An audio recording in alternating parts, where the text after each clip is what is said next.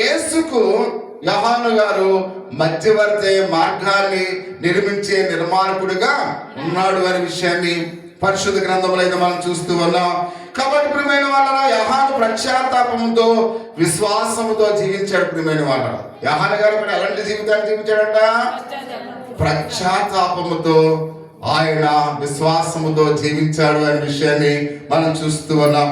అంటే అందుకని ఆయన మాట్లాడుతున్నాడు. ప్రియ సహోదరి సహోదర, దేవుని యొక్క వాక్య భాగంలో 7-8 వచనాలు ఒకసారి మనం చూద్దాం.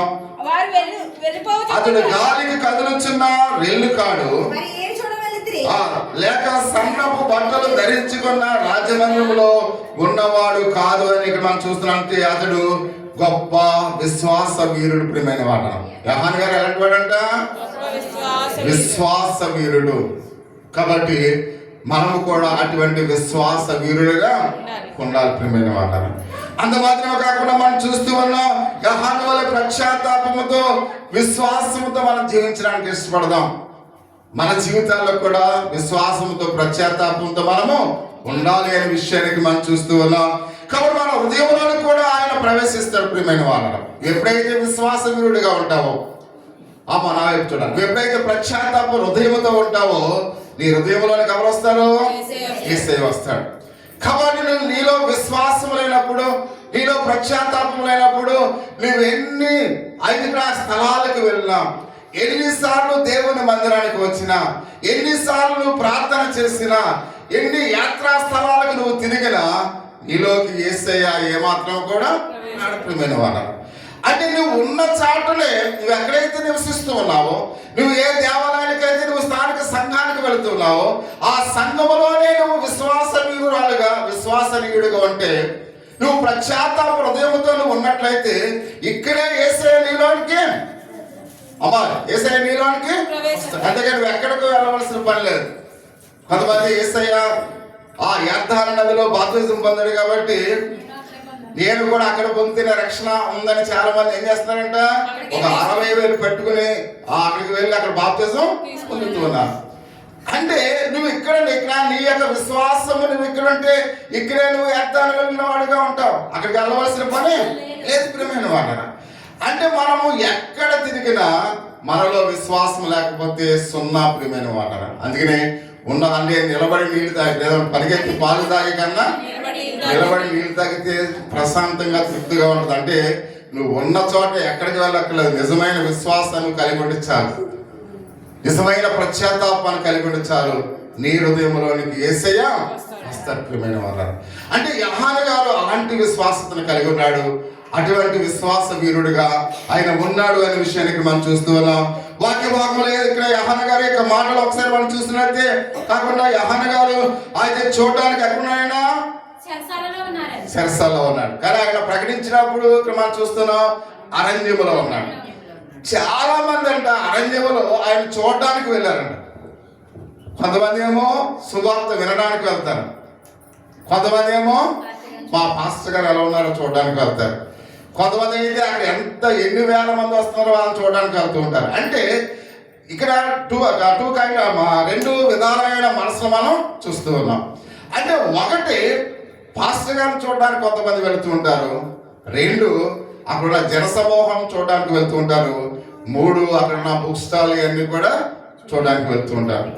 అంటే ఇక్కడ మనం చూస్తున్నాం యోహాను గారు మాలుగా ఆయన చర్మము మాలుగా అయితే 1 రోమములు కలిగిన ఆ మాలుగా చర్మము దుస్తులు వేసుకున్నాడు కదా, ఆయన మిడతలు తింటున్నాడు కదా, మాలుగా తేనె తాగుతున్నాడు. ఆయన ఎలా ఉన్నాడో, ఆయన జుట్టు ఎలా ఉందో, అడుగు మనుషులా ఉన్నాడంట. కానీ చూడడానికి కొంతమంది వెళుతూ ఉన్నట్లుగా పరిశుద్ధ గ్రంథంలో అయితే మనం చూస్తున్నాం. కానీ కొంతమంది నిజంగా ఆయన అంటే విశ్వాసం కలిగి వెళ్ళారంట. కొంతమంది ఆయనకు శిష్యులుగా కూడా వెళ్ళినట్లుగా మనం చూస్తూ ఉన్నాం. కాబట్టి ఇక్కడ మనం చూస్తున్నాం అంటే మనము ఏ కోవకు చెందిన వారమో మీరు ఆలోచించుకొని ప్రియమైన వారు. మనము దేవుని మందిరానికి వెళుతున్నప్పుడు కాబట్టి పాస్టర్ గారిని చూడడానికి వెళ్తూ ఉన్నామా, ఆయన వేసుకున్న వస్త్రాలు చూడడానికి వెళుతూ ఉన్నామా, లేదా వాక్యాన్ని వినడానికి వెళుతూ ఉన్నామా, లేదా ఇక్కడ మనం చూసినట్లయితే అక్కడున్న మనుషులను చూడడానికి వెళుతూ ఉన్నామా. కాబట్టి దేని కొరకు దేవుని మందిరానికి మనం వెళుతున్నాం? మీ అంతరాత్మలో మీరే వేయాలి, ప్రశ్నించుకోవాలి ప్రియమైన వారా. ఒకవేళ మీరు నిజంగా యోహాను వలె విశ్వాస వీరుడుగా ఉన్నట్లయితే, యోహాను గారి వలె పశ్చాత్తాప హృదయముతో ఉన్నట్లయితే నువ్వు ఎక్కడికి వెళ్ళవలసిన పని లేదు ప్రియమైన వాళ్ళరా. నువ్వు ఉన్న చోటనే నీ స్థానిక సంఘములోని దేవుడు నీ హృదయంలోనికి ప్రవేశిస్తాడు అనే విషయాన్ని పరిశుద్ధ గ్రంథంలో అయితే మనం చూస్తూ ఉన్నాం. చివరిగా ఈ మాట మనం చూసలేదు ప్రియమైన వాళ్ళరా. కొంతమంది ఆయన ఎలా ప్రకటిస్తూ ఉన్నారో చూడడానికి వెళ్తున్నారంట. ఆయన ఎలా ప్రకటిస్తూ ఉన్నాడో కూడా కొంతమంది చూడడానికి వెళ్ళేవారుగా ఉన్నారు అనే విషయానికి మనం చూస్తూ ఉన్నాం. కాబట్టి అతని యొక్క జీవన విధానం చూసి కొంతమంది నవ్వుకోవడానికి వెళ్ళారంట. చూడండి, ఇది ఎంతో విచిత్రంగా ఉంది. ఆయన జీవన విధానాన్ని చూసి ఇదేంట్రా మేము ఫ్యాంట్ వేసుకున్నాం, సెట్ వేసుకున్నాం, ఆయన తోలు బట్టలు వేసుకున్నాడు అని ఆయన చూసి ఆయన ఎదుర్కొండే అమ్మా చూడాలి నవ్వడానికి వెళ్ళారండి ప్రియమైన వాళ్ళు. అంటే ఏలన చేసేవారు కూడా మన వెనకాల ఉంటారు. మన మాటలు విని సంతోషించేవారు ఉంటారు, మన మాటలు విని ఏలన చేసేవారు ఉంటారు, మన మాటలు విని తప్పు పట్టేవారు కూడా ఉంటారు. అంటే ఇన్ని రకాల మనస్తత్వాలు కలిగిన ప్రజలు మన చుట్టూనే ఉంటారు ప్రియమైన వాళ్ళు. అంటే ఏ సమయంలో వారు ఎలా స్పందిస్తారో మనకి తెలియదు. అంటే ప్రతి విషయంలో కూడా ఎలాంటి ఆలోచనతో ఉన్నవారు అరణ్యంలోనికి వెళ్ళారు అని పరిశుద్ధ గ్రంథంలో అయితే మనం చూస్తూ ఉన్నాం. కాబట్టి ప్రియమైన వాళ్ళరా, పశ్చాత్తాప పడడానికి కూడా కొంతమంది వెళ్ళిన వారుగా ఉన్నారు అనే విషయానికి మనం చూస్తూ ఉన్నాం. అంతే ఇక్కడ యోహాను గారు దీనిని తిరస్కరిస్తూ యేసుక్రీస్తు వారి గురించి ఆయన మాట్లాడుతూ చెప్తూ ఉన్నాడు ప్రియమైన వాళ్ళరా. కాబట్టి అనేక మంది యోహాను గారిని వెంబడించే వారిగా ఉన్నారండి. ఎవరిని వెంబడించట్లేదు? యేసుక్రీస్తు వారిని వెంబడించట్లేదు. కాబట్టి వీళ్ళందరూ కూడా ఎవరిని వెంబడిస్తున్నారు? యోహాను గారిని వెంబడిస్తున్నారు. అంటే సేమ్ టైం, అంటే అప్పుడే యోహాను గారు సువార్త ప్రకటిస్తున్నారు, అప్పుడు కూడా ఆయన ప్రకటిస్తూ ఉన్నాడు. ఇప్పుడు జన సమూహంలో ఎక్కువ ఎక్కడున్నారు? అరణ్యానికి వెళ్ళిపోయారు. నా వైపు జాగ్రత్తగా ఉన్నారు. అందరూ ఎక్కడికి వెళ్ళిపోయారు? అరణ్యంలోనికి వెళ్ళిపోయారు. ఇప్పుడు యేసయ్య దగ్గరికి చాలా మంది తక్కువ మంది ఉన్నారు. అటువంటి పరిస్థితుల్లో నీవు నేనైతే చూసారా నేను ఎంత గొప్పవాడినో మనం అనుకుంటాం, అవునా? అనుకుంటాం. కానీ ఇక్కడ యోహాను గారు అటువంటి పరిస్థితుల్లో ఆయన ఏం మాట్లాడుతున్నాడో ఒకసారి వాక్యాన్ని చూసినట్లయితే, కాబట్టి యోహాను సువార్త 3వ అధ్యాయము 30వ వచనంలో ఒక మాట మనం చూస్తున్నాం, చాలా విలువైన మాట. ఆయన హెచ్చించవలసి ఉన్నది, నేను తగ్గవలసి ఉన్నది అని మాట్లాడుతున్నాడు ప్రియమైన. చూడండి ఎంత అద్భుతమైన మాట. ఏమన్నాడు? నేను కాదు. అక్కడ చూడండి, ఆయన మీ కొరకు ఈ లోకానికి వచ్చాడే, మీకోసం తన ప్రాణాన్ని అర్పించడానికి ఈ లోకానికి వచ్చాడే.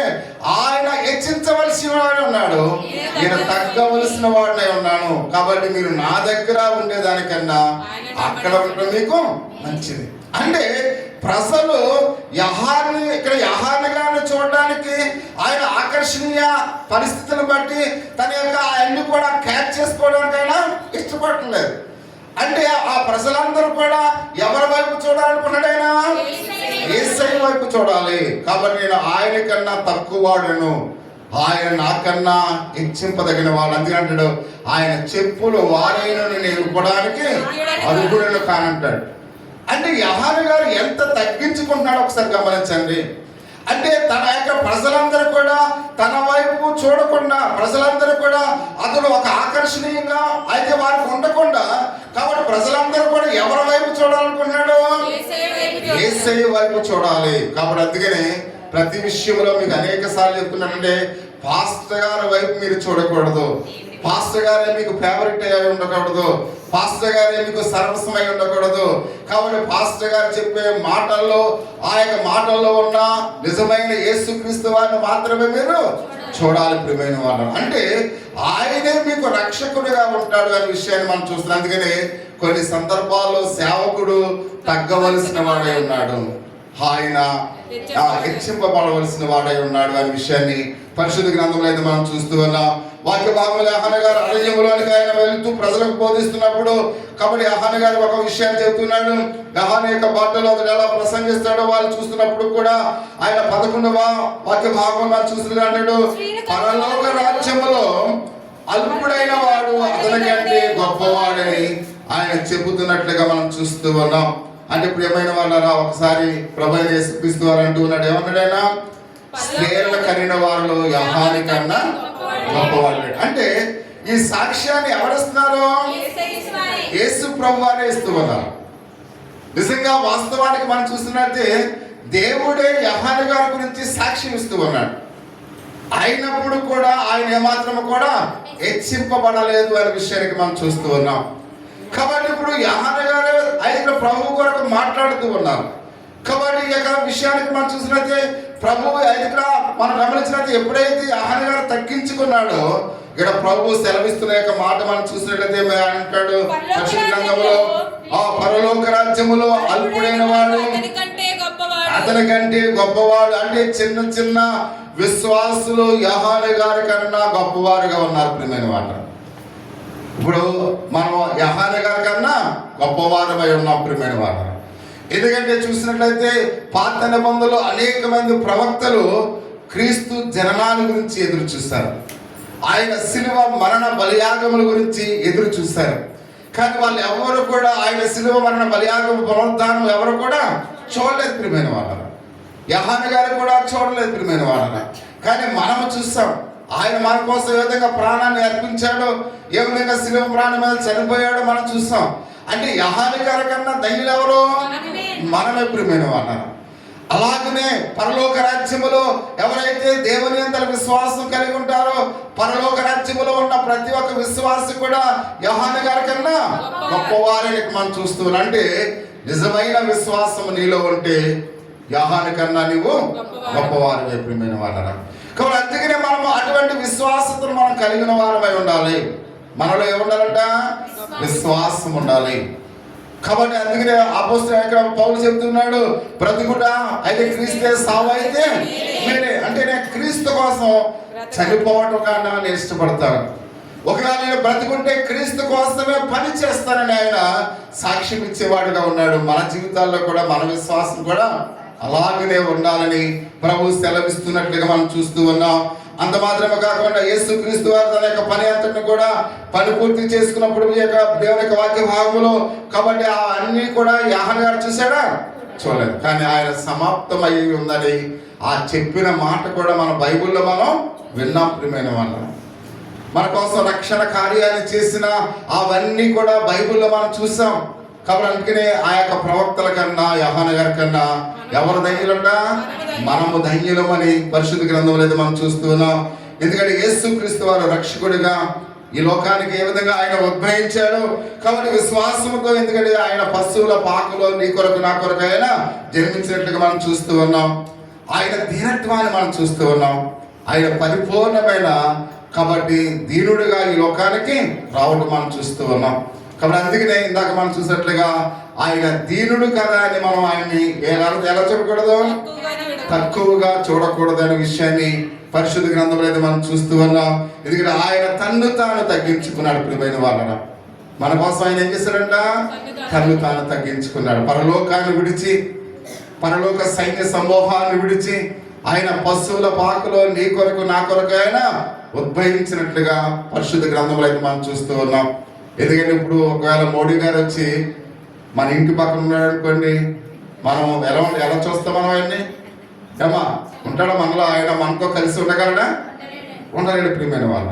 ఎందుకంటే ఆయన జీవించడానికి మంచి కారు కావాలి, ఏసీ కావాలి, మంచి ఆహారం కావాలి, మంచి వస్త్రాలు కావాలి, అన్ని కూడా మంచివి కావాలి. ఒక పేదవాళ్ళతో కలిసి మనం ఆయన జీవించగలడా? జీవించలేడు. ఒకవేళ మన పక్క నుంచున్నా మనము ఆయనకు దూరంగా వెళ్ళిపోతూ ఉంటాం. అంటే ఒకవేళ ఆయన సర్వాధికారము కలిగిన క్రీస్తు వలె మనలోకి వస్తే ఆయన పక్కన మనం నిల్చోగలమా? అందుకనే ఆయన ఏం చేశాడు? పరలోకములో తనకున్న ఆ యొక్క మామూలుగా మహిమను విడిచిపెట్టి ఆయన భూలోకానికి తన్ను తాను తగ్గించుకుని ఇచ్చినాడు. కనుక ఆయన మనతో మాట్లాడి ఉన్నాడు, సమరయ స్త్రీతో మాట్లాడి ఉన్నాడు, రక్తస్రావము కలిగిన స్త్రీతో మాట్లాడి ఉన్నాడు, లాజరు కాబట్టి ఇక్కడ మరియా మార్తలతో వారి యొక్క గృహానికి వెళ్ళినట్లుగా మనం చూస్తూ ఉన్నాం. పాపులైన అనేక మంది గృహాలైనా దర్శించినట్లుగా మనం చూస్తూ ఉన్నాం. పేదవాళ్ళకి ఆయన అనేక సార్లు ఆహారాన్ని పెట్టినట్లుగా మనం చూస్తున్నాం. అంటే ఇవన్నీ కూడా ఎలా జరిగినవి? ఆయన తగ్గించుకున్నాడు కనుక ప్రియమైన వాళ్ళ. ఆయన కానీ ఇప్పుడు రెండవ రాకడలో ఎలా వస్తున్నాడంట? కొదమ సింహం వలె వస్తూ ఉన్నాడు. ఎవరైతే రక్షణ పొందారో, ఎవరైతే విశ్వాసంలో ఉన్నారో అటువంటి వారిని ఆయనతో పాటు తీసుకువెళ్ళడానికి ఆయన ఈ లోకానికి వస్తూ ఉన్నాడు. కనుక ఆయన ఎప్పుడు వస్తాడో మనకి, మనం ఎప్పుడు మరణిస్తామో మనకి తెలియదు. కాబట్టి ఒకవేళ ఇప్పుడే వస్తే నా స్థితి ఏంటి అని ప్రతి ఒక్కరిని కూడా గమనించి, ఒకవేళ మీలో ఒకవేళ ఇంకనూ మారు మనసు పొందకపోతే, ఇంకా రక్షణ పొందకపోతే, ఇంకా విశ్వాసం లేకపోతే, ఇదే మనకు మిక్కిలి అనుకూలమైన సమయం. కనుక ఇప్పుడే ప్రభువుని అంగీకరిద్దాం, దేవునికి విశ్వాసంలో ఉందాం. దేవుడు మిమ్మల్ని మీ కుటుంబాలను దీవించును గాక. ఆమేన్.